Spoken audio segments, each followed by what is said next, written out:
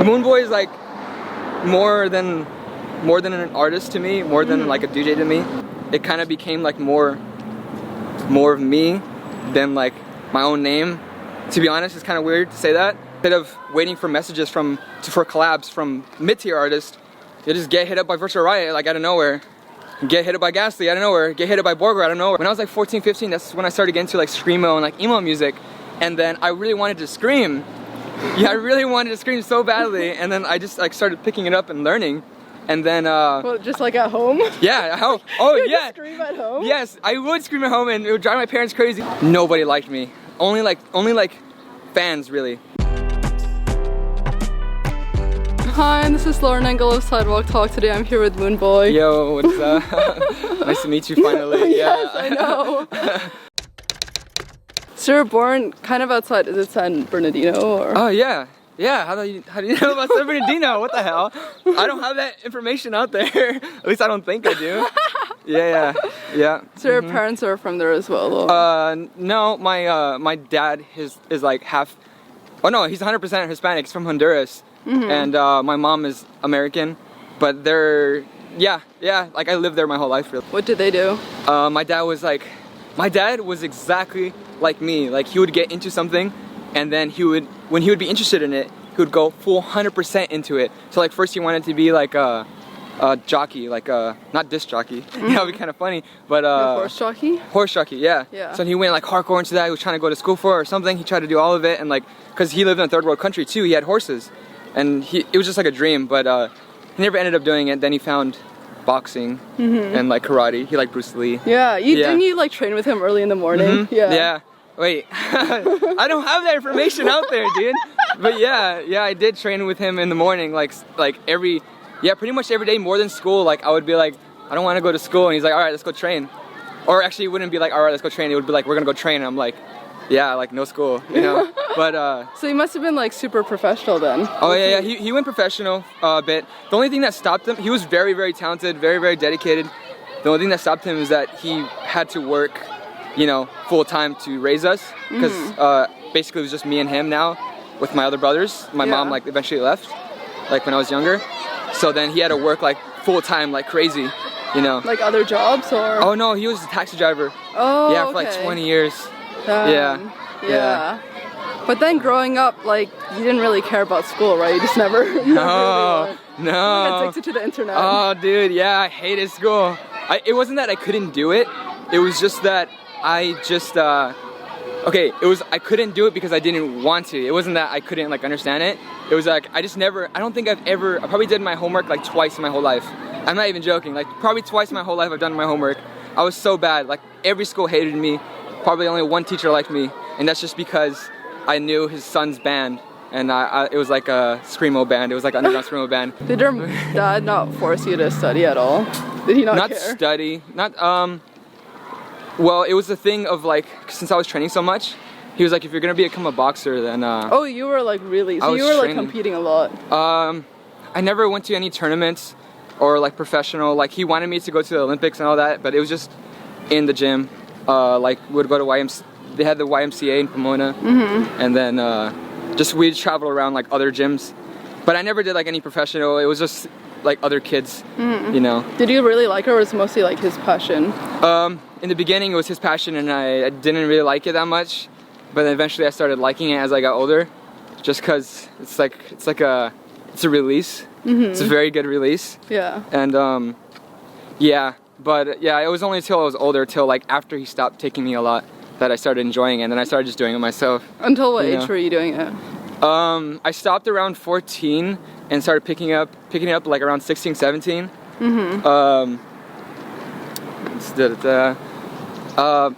was like on and off, really. But like boxing, really. But I started getting into martial arts as well. Like, isn't it kind of funny? Like, this is like way away from music. This is like nowhere near music, but also like a big computer nerd. But then I was also into like martial arts, and I got really giant into jiu-jitsu. You know, like, oh god, I freaking loved it, and I'm still trying to get back into it, but now it's like really hard to like, you know, schedule myself. I'm out like at 4 in the morning, and then you can't wake up early, you know. But yeah.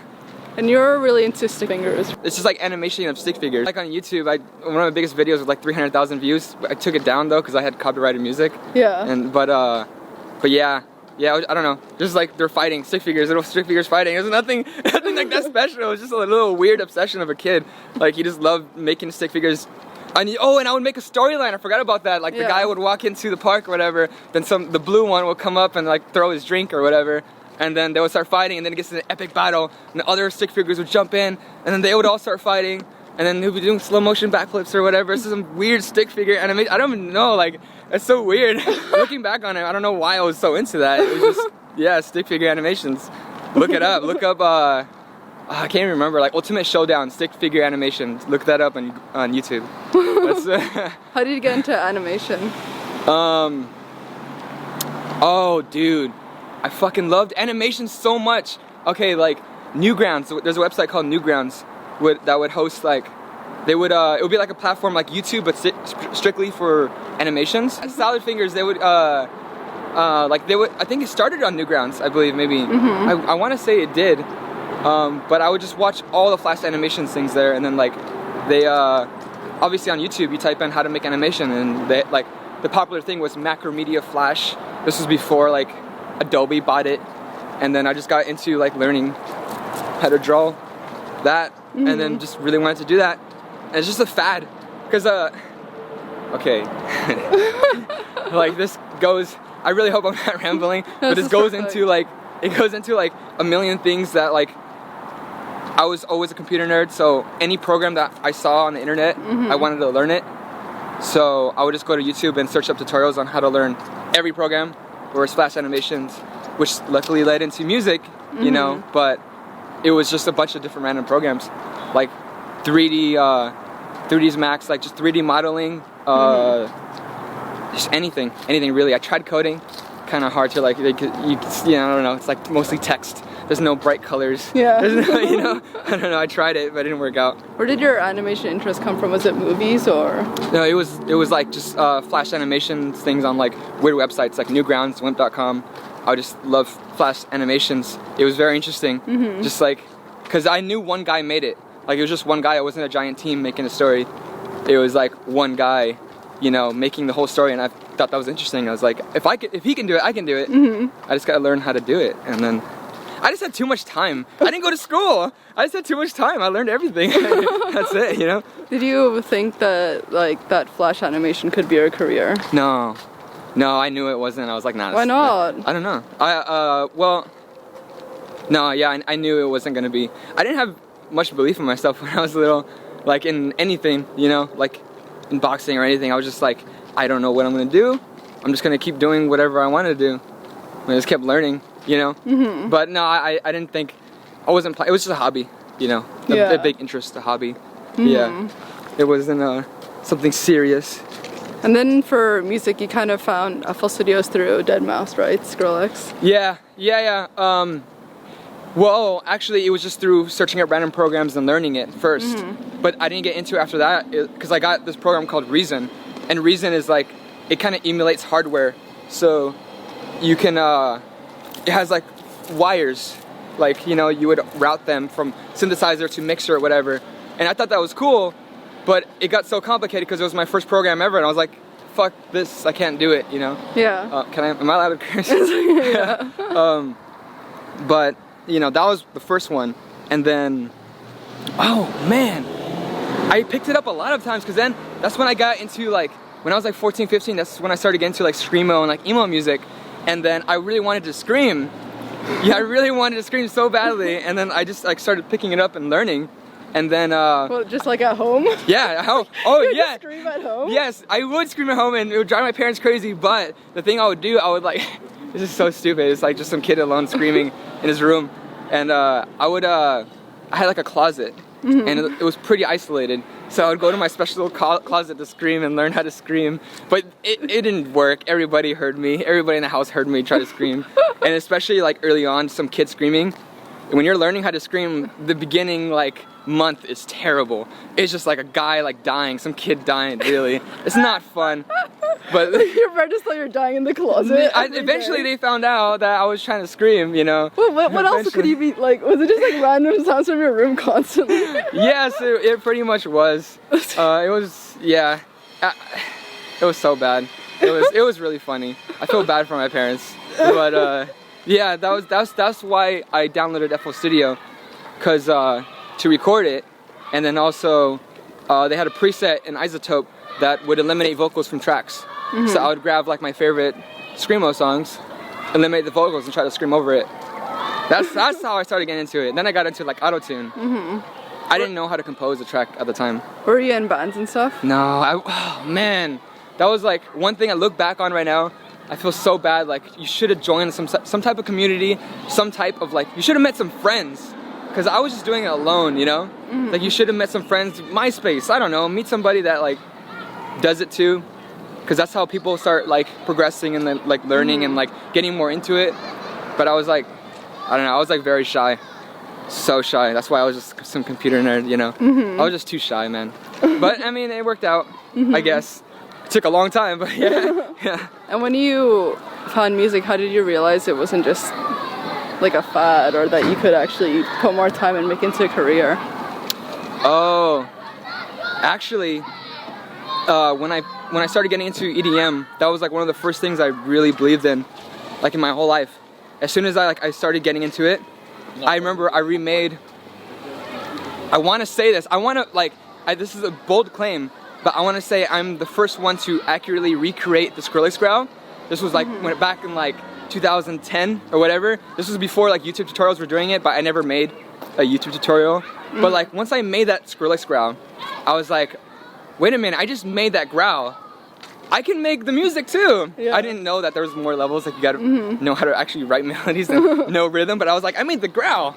So then, yeah, like it just gave me confidence that I was able to make the sound. And then I was like, I can do this. And I told my dad, and I was like, I know what I want to do in life finally.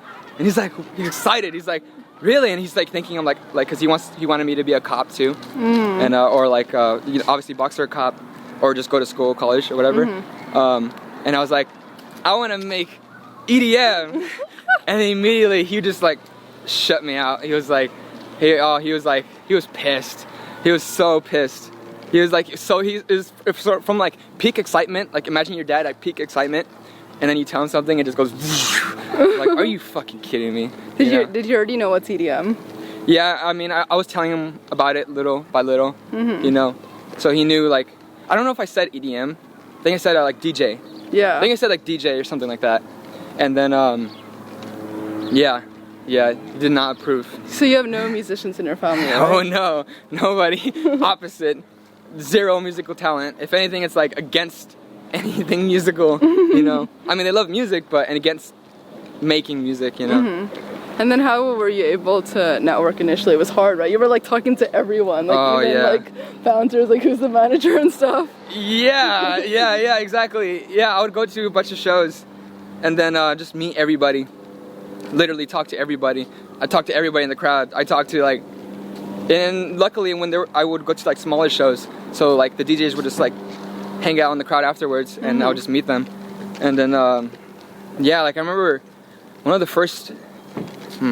Well, there was a lot of like smaller DJs that I met, but one of the first like notable ones are like Sean Wasabi and like just people like that. Because I went to this, I forgot the name of it, to be honest. Oh, Curion.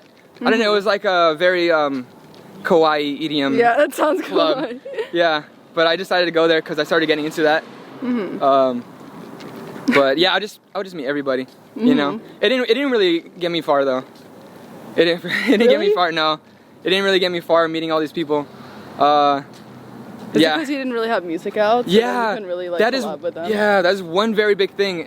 But I wouldn't talk to them to collab. I just wanted to like, can I get in some sort of community? Like I've been alone this whole time. Like I just want to get in some sort of group of people that are interested in the same thing, that can hear my music and that like I can hear their music and we can like just talk about it. I never had any type of community like that. I don't know if that was my fault or what, but I tried, you know. That's interesting though, because you went from being like super shy to, were you forcing yourself to talk to everyone? Yes, yeah. I mean, when I went to these shows, I would take a train like from San Bernardino, that's like 2.5 to 3 hours. Yeah.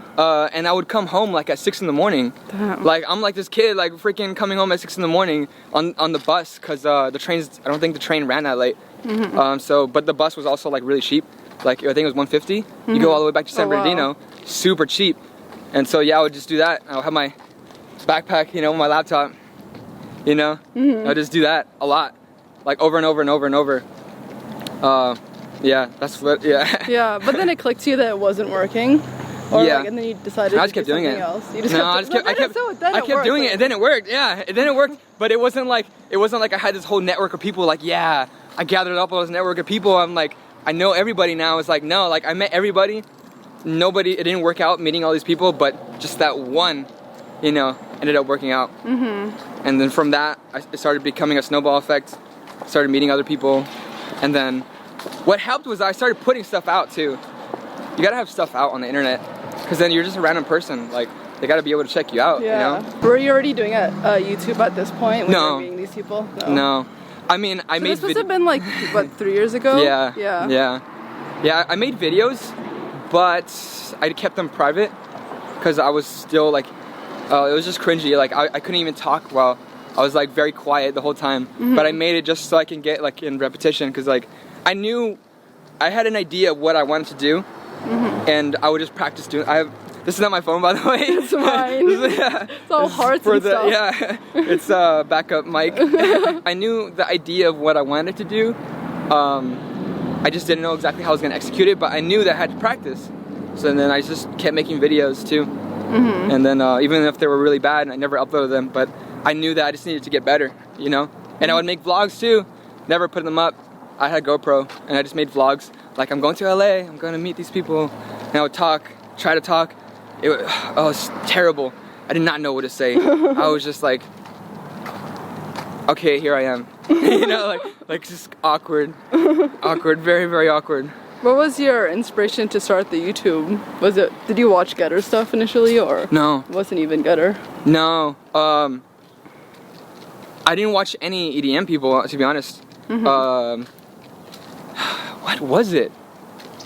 Because I always wanted to do vlogs before even like electronic music, like when I was doing. Oh, you were boxing. Yeah, boxing when I was not boxing, but jujitsu. That's when I was like later on. Same thing, but like I was always, every time I trained, I always put the GoPro on the fence and I'll record it and I'll make little highlight clips. And then like I do the same thing now, but with my shows. But like I learned just how to like edit. I just made a bunch of highlight clips I recorded. I learned like tricks of like video editing. That's another program I really got into. Like I learned like Sony Vegas first. I just learned like a bunch of like video editing programs.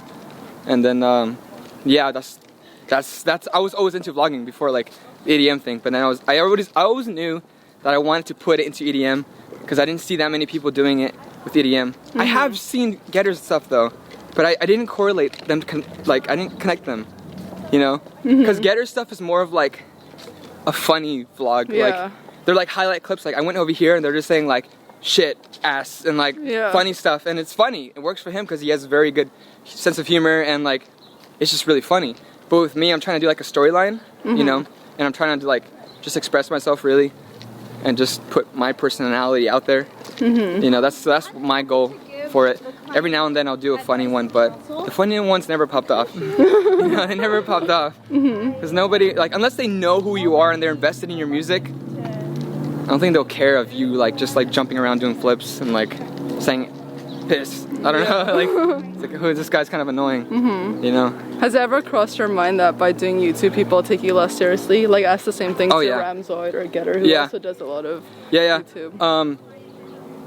Early on, very early on, to like, because I started growing through like the underground riddim community first, before I started getting into like, started meeting like I just went way past the underground community now. Like now I'm like, you know, like working with like big names now. But before, that's what I started out as, and nobody liked me. Only like fans really. But like everybody in the scene, the riddim community scene, like everybody like, yeah, did not take me seriously, like because of the YouTube, you know. What do you think was the turning point that now you're like with a lot of better-known people? Yeah, the turning point was that I did not. Okay, how do I explain it? Like, I stopped trying to appeal the mid-tier art. Like I don't want to say like they're not, yeah, like the mid-tier artists, you know, like there's like levels. Yeah. I stopped trying to appeal them and stopped trying to like get in their clique and like be like, oh, like I'm friends with you guys now. Like, all right, if you guys are interested in me, like cool, I'm just gonna keep doing my thing. I just kept my head down, kept doing my thing. And that's when like, all right, like instead of waiting for messages for collabs from mid-tier artists, you just get hit up by Virtual Riot like out of nowhere, get hit up by Ghastly out of nowhere, get hit up by Borgore out of nowhere. I'm like, okay, cool. I just put my head down and keep working, and then people will recognize what I'm doing. I'm pretty sure I'm not taking that seriously still. I don't know. I really don't know. So what happened with the SoundCloud takedown? Oh, okay. So the SoundCloud takedowns, it was just a big giant mess, huge mess. I guess like, I don't know how like a copyright system can be flawed. I mean, I know like YouTube is like still kind of bad right now, but it was nowhere near like how SoundCloud was. I guess they fixed it, but like literally everybody, like, well not everybody, but everybody in the dubstep scene, like Never Say Die and stuff like that, like Sudden Death, freaking Tramp, I think Trappa, Macedon, Murda, like people like that, like they got their songs taken down, copyright flag, like saying they had copyrighted material when it was all original. And then it was like just happening, like it was like a giant apocalypse, like a riddim apocalypse, you know. And then on the emails that they would send to the artist, it said, you know, like you have been flagged for copyright material because you contain stuff from something or whatever. And it said the file claimant, the person's name, and it had my fucking name on it. And then it had two emails. It had some other weird, I forgot what the other email was, but then the other one said like MOONBOY something. So I had my name, my real name that people know me by, and then my email. And then literally like when it happened, I was in Vegas and I just played a show, and I was sleeping and I woke up, and then my phone was just like stacked with text messages from like literally like every artist, like I mean they like knew it wasn't me, but they were also like, what the fuck is going on? Like, why is your name on there too? You know? And then that was just like a big freak out, you know? Because it was happening before, like all those other artists, it was happening to smaller artists. But I tried to ignore it. I was like, all right, this is some guy trying to mess with me, it's gonna go away. But then it happened to the big artists, and I was like, crap, I gotta address this. So then I like in Vegas in my Airbnb, I just made a little video talking about it, just saying like, it's not me, you know, I'm here in Vegas, I just played a show. There's no way I'll be like I didn't say it, but I'll be pretty talented hacker if I can play a show and then just take down everyone's songs, you know. What do you think actually happened though? Was it just like a glitch or? No, it was a guy trying to frame me. Oh. Yeah, he was trying to frame me. Yeah. Why? No, you have just like people hunting you down. I have quite a few dedicated people trying to get me that are in like the underground. This was when I was really in like the underground riddim scene, and a lot of people didn't take a liking to me, and it was just like, but you didn't know these people personally. I don't know. Just internet people that. Just internet. Was Facebook, it shocking? Like Facebook one people. day you realized you had some haters. Oh yeah, That's hurtful. It's very hurtful. Yeah. It's very hurtful. Like it's like I'm shaking, you know, like that. Like why are these people like trying to get me? Like what did I ever do to these people? You know, and like it's just cause like. I guess it's just because I came up fast, you know, and I'm just like, yeah, I don't know. Everybody has their reasons, really, but yeah, just people trying to frame you doesn't feel good. It feels very, very bad. Luckily, I made the video, and then I had my management send an email, and then like I wrote a letter for like a lawyer, which is. That's just crazy how it got to that point, you know? And then, so I made that video. The video, like, you know, it got really big on Twitter, luckily, because, you know, they just needed to see me, my face, say, like, yo, I'm not, you know, it's not me. And then I think that night, the song started coming back. And then I guess, like, I did get some publicity from it, though, because, like, people like Kaiwachi started following me, and, like, they knew who I was. They said, I watched your videos, and, like, I obviously, like, I support, like, I know that you didn't do it or whatever. So it helped me out kind of in the end, but I wouldn't want it to happen again. Yeah. But and also like EDM.com made an article about it, which helped not, you know, like just prove that I didn't do it, you know, basically. What's your Yeah, I'm just kidding. Let's talk about the alien invasion then. What's your inspiration behind that? My inspiration behind alien invasion. Yeah. Shoot. I really want to say there's like a really strong origin. I mean, I always love aliens. Mm-hmm. I got a bunch of alien, like everybody knows I love aliens, and it just correlates with like Moonboy, like space themed. Mm-hmm. But I just started really getting into the alien themed thing. So I was like, okay, I'm gonna make a song, and I said it in my mind. I'm like, that's really gross as a cockroach right there. But I said it in my mind. I was like, all right, I'm gonna make a big song, and like I'm like legit, like that's my mindset. I was like, I'm gonna make my biggest song I've ever made. Okay, it's about aliens, and I started building upon there, and then I was like aliens, and then invasion. I don't know how that happened, but then I was like, all right, I'm gonna make it sound like it's an invasion. Mm-hmm. So then like it's like just hits hard, like epic, and then there's like stabby synths that sound like lasers, and then the whole drop sounds like an invasion of like lasers, like pew pew, and like I just like built. I had the idea for the song before I even made it. Like I was like, this is how it's gonna be, and I want the drop to be lasers, and everything needs to be like alien themed. And so I did it, and it became my biggest song ever, and which is really cool because that's my plan. My plan was like, I'm gonna make the biggest song ever. So that was like pretty cool. It's like that's my whole like mindset now moving forward to all my songs. I like obviously you would always want to say I'm gonna make the biggest song ever, but like building the theme in your head before making it, and it makes it so much easier.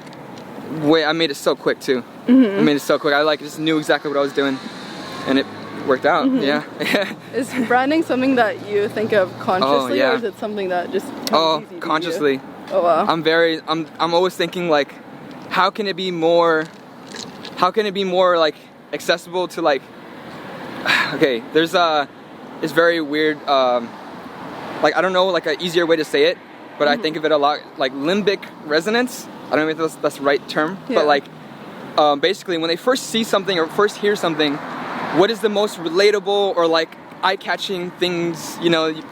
I feel really funny of like holding this phone, always like talking. Something in my phone. But just the most like appealing thing and the most, I don't know, I just think about it a lot, like what is just the most eye-catching thing, like the most, especially when I'm making sounds, what is the most like loud, like appealing thing, like what can work around it. But obviously I always tailor it around like what I like personally.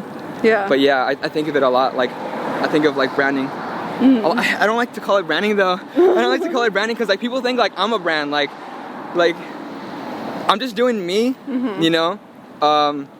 Like the green hair coincided with aliens, you know? That's why I was trying different colors. I was like, what's blue? Blue's nice, red's nice. But then as soon as I hit green, I was like, that's it, you know? But and when did you get the tag? Oh yeah, I got it like probably like 4 months ago. Oh, recent. Like 4 months ago. Yeah. It was just cause Moonboy is like more than an artist to me, more than like a DJ to me.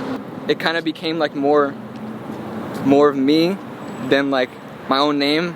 To be honest, it's kind of weird to say that, but I resonated it more. Maybe it's because I can express myself more than I can as like an individual.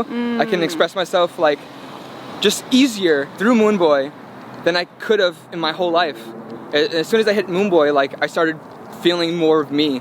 I started like doing everything I like to do, and it made me happier. So then like I was like, all right, Moonboy means a lot to me. Like I'm freaking Moonboy, you know? Like I was like, this is me. So yeah. Were you always into Moon, or like how did you even think of the name initially? It was so I was always thinking of names, like obviously when you first started like wanted to be a DJ, I was always thinking of names. Nothing ever clicked, like ever. Like plus 5 years, never been satisfied. I'm like not even joking. I would have a name and I'm like, I don't like it. I know I'm gonna change it, but I would never be satisfied with my name. And then I always loved space. And then like one day I just like went to sleep, and then like it was like 12, and like I woke up in the middle of the night, and like literally, it's like so funny to say, but literally I woke up in the middle of the night with the name Moonboy in my head, and I just wrote it down because I was like, oh, this is fucking cool. I wrote it down, and I woke up and I looked at it, and it said like written down Moonboy, and I was like, oh, this is it. Yeah, I was like, this is it right here. I don't know where it came. I just fell asleep and woke up with it, and I was like, this is it. And from then on, like I've never been more happy with like a name, and I tried to tell people, and nobody liked it for some reason. Everybody was like, nah, no. But I was like, I don't care. This is it. I know this is it. Yeah. 'Cause I just knew it. Like it was like deep in me. I was like, I knew like this is it. Moonboy. There you go. And then I just ran with it. How has your music changed over time? Because you were making like moonbahton at one Yeah. point, right? Yeah. So with everything, well, okay, but I started with dubstep though. Yeah. But I never put out dubstep. But I started learning like really with dubstep. But I thought dubstep was dead. Cause I didn't know anybody, you know, and I wouldn't go to shows. I don't know why I didn't go to dubstep shows. I guess I couldn't find them. I just didn't know where to go really. But yeah, I was around people like DJ Blend, and like that's how, like, you know, when I met him, that's the kind of music he plays, like EDM, like four to the floor. And I was around like Hispanic people all the time. And then I mean, I liked it, you know. I was like, this is cool. And I just started making it. And I was like, I just got super into it. I just started making it because like, I was like, this is something I can make and I can show people who know what it is. If I made dubstep, like, I didn't know who I can really show it to besides like the internet. And I didn't have any following, like 0 followers, no following at all, you know? So then I made moonbahton, and the first one I made, the first song I put out, I believe, as moonbahton was a remix for Wookie. I mean, you interviewed him. Yeah. And it popped off. It was my biggest song. It got me 2 shows. It got me a Mexico show and Portland show because of that. That's crazy. Like, it was my first song, and it got me shows. Like, hell yeah. But it got me in touch with Wookie, which was very important. Like, because Wookie was like one of the first DJs that I actually started talking to. Oh, I didn't know that. Yeah, Oh, yeah, he was one of the first. Like, he's awesome. Yeah, he's super nice. He was one of the first people, and like, this is very early on, and like, you know, he would guest list me to shows, which is super awesome. Yeah, how's it going? Double vlog. Vlog inception. Yeah. This is the first time I've ever had that on this channel. I should be having my camera too. Like, triple vlog. That was like one of the first times I was ever backstage at a show. Like, I went to his Belasco one, and I was like backstage. I was like, whoa, this is super cool. He helped me out in terms of like, you know, seeing that the people in the scene are just people, and you can talk to them, and that was awesome. You know, moonbahton. And we were talking about this a bit like off camera, but Lil Xan, and I think they're curious to hear and stuff. Oh. So like, when did it like start picking up that people were like saying? Oh, what, the Lil Xan thing? Yeah, I feel like they'd find that hilarious. Oh my god. Okay, so it's not like that big where it's like, oh, that's Lil Xan, Lil Xan, Lil Xan, but I get it. All right, I have a face tat. All right, I think our faces are like baby faced, so I kind of get it. But like sometimes like it's just funny, like people like, okay, so there was this big tweet where someone like said Moonboy is the Lil Xan of EDM, and it had a video of me crowd surfing, and it like got like 20,000 views, and like just that alone, I was like, why do people like this so much? This is funny. Like this one like literally got 20,000 views, and then like, did people listen to your music from that? Like, did you actually? The what? Did people like listen? I to don't music know. From that? That would be cool though. I don't know. Maybe publicity. Yeah, that'd be cool. Like, yeah, sure. Yeah, and then like just people in person, obviously, and then oh, they call me like the sober Lil Xan too. They call me that too, or like on comments too. Yeah. You know?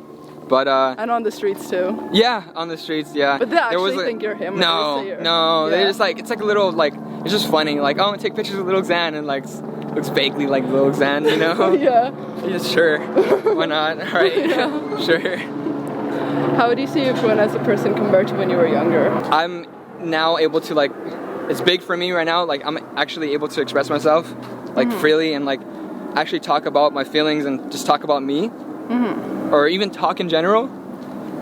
That's one big thing that like looking back, I'm like, yeah, wow, yeah, I can actually talk now. You know, like actually talk. I was very bad at talking, like very bad. Like I can't even like talk on the phone. It was so bad.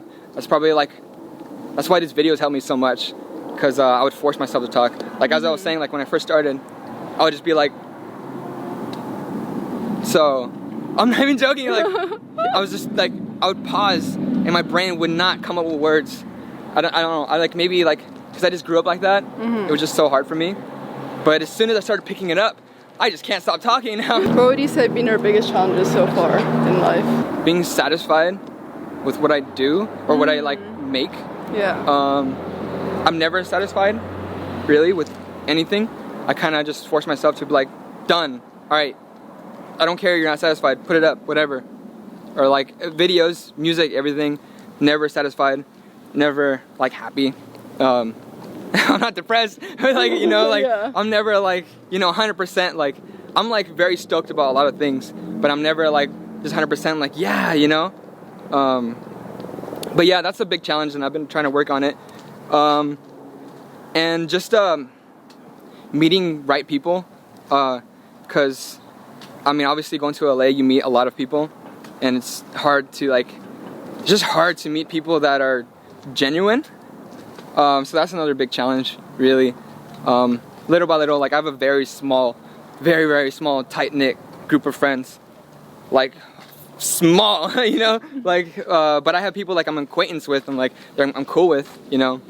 But yeah, like just meeting people and being satisfied, you know, that's like the biggest challenges right now, you know. I still feel like I'm that kid alone in LA right now. I just have a stable place to live. You know, I still feel like I'm coming out to LA all the time.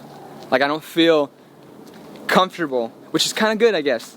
I don't think it's good to be comfortable. You kind of always have to be seeking more, I suppose. But yeah.